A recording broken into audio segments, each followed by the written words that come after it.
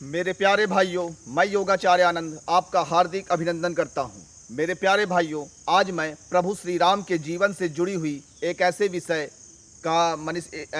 विषय पर चर्चा करना चाहता हूं जो बहुत सारे लोगों के द्वारा इस पर काफ़ी मतभेद हैं। मैं चर्चा करना चाहता हूं कि भगवान श्री राम द्वारा जब माता सीता का त्याग किया गया था तो क्या यह निर्णय उनका सही था या यह गलत था, इस पर मैं अपने विचार आपके सामने रखना चाहता हूं। मेरे प्यारे भाइयों, इस पर अनेकों पहलुओं पर हमें विचार करना होगा।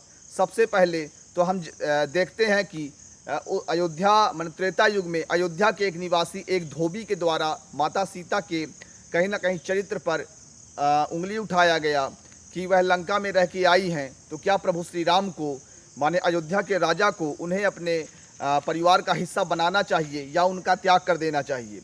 मेरे भाइयों, यह एक धोबी की बात नहीं है, अपितु यह एक पूरे जनसमुदाय की आलोचना थी। प्रभु श्री राम जानते थे कि यह सिर्फ एक धोबी द्वारा लगाया गया आरोप नहीं है, बल्कि यह एक जनसमुदाय के द्वारा माता सीता के ऊपर लगाया गया आरोप है। मेरे प्यारे भाइयों, भगवान श्री राम जहाँ माता सीता के पति परमेश्वर थे, वहीं वो अयोध्या के राजा थे और राजा का दायित्व एक पति के दायित्व से कहीं ना कहीं ज़्यादा होता है। यदि समाज ने उन्हें राजा का दायित्व दिया है तो उनका दायित्व परिवार के दायित्व से बड़ा हो जाता है। यह शिक्षा आज के लोगों को भी लेने की आवश्यकता है। अब यहाँ विषय आता है कि प्रभु श्री राम ने माता सीता का त्याग क्यों किया।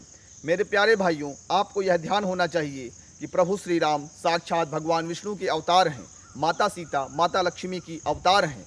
तो उनका त्याग करना या ना करना यह कोई मानवीय दृष्टिकोण से विचार करने का विषय नहीं है, क्योंकि ये इस दुनिया में जो भी किए हैं वो एक लीला मात्र है और दैवी अवतारों का यह लक्ष्य होता है कि जन समुदाय को पूरी तरह से वह संतुष्ट रखें। मेरे प्यारे भाइयों, जन समुदाय के द्वारा कोई भी ऐसा आरोप लगाया जाए तो उसका निराकरण करना दैवी अवतारों का सबसे पहला कर्तव्य होता है। प्रभु श्री राम जानते थे कि अगर वह माता सीता को एक परीक्षा के दौर से यदि नहीं गुजारेंगे तो आने वाले युगों युगों तक यह प्रश्न चिन्ह हमेशा खड़ा रहेगा। इसलिए प्रभु श्री राम ने एक लीला किया। उन्होंने माता सीता को कहा कि कुछ दिन के लिए आप वनवास करिए, कहीं सुरक्षित स्थान पर आप निवास करिए, जिससे यह हमारे ऊपर जो आरोप लगाए गए हैं इन आरोपों का निराकरण हो सके, ताकि युगों युगों तक इस विषय पर कोई लांछन ना लगाने पाए। मेरे प्यारे भाइयों, प्रभु श्री राम ने माता सीता को वन भेज दिया, उनका त्याग कर दिया। ऐसा नहीं है कि उन्हें माता सीता की चिंता नहीं थी, बल्कि प्रभु श्री राम माता सीता को जानते थे कि ये साक्षात जगत जननी हैं, देवी का अवतार हैं। इन्हें चाहे वन हो चाहे अयोध्या हो, इन्हें कोई बहुत ज़्यादा कष्ट या परेशानी नहीं होने वाली है। माता सीता साक्षात देवी का अवतार हैं, उन्हें वन में भी कोई कष्ट नहीं होने वाला है। प्रभु श्री राम इस बात को अच्छी तरह से जानते थे। तो प्रभु श्री राम ने माता सीता को लीला के अनुसार कुछ दिनों के लिए त्याग कर दिया, जिससे अयोध्यावासी और आने वाले युगों युगों के लोग इस बात को समझ सकें कि माता सीता एक देवी की अवतार हैं, और यदि यह लीला ना की गई होती तो उन पर लगा लांछन हमेशा बना रहता। बाद में लवकुश का जन्म होना और फिर बाद में सीता मैया का पृथ्वी की गर्भ में समा जाना, यह सारी चीज़ें उनकी दैवी अवतार को सिद्ध करते हैं। इसलिए कभी भी श्री रामचंद्र जी के निर्णय का निर्णय पर विरोधाभास की स्थिति किसी लोग के द्वारा नहीं किया जाना चाहिए।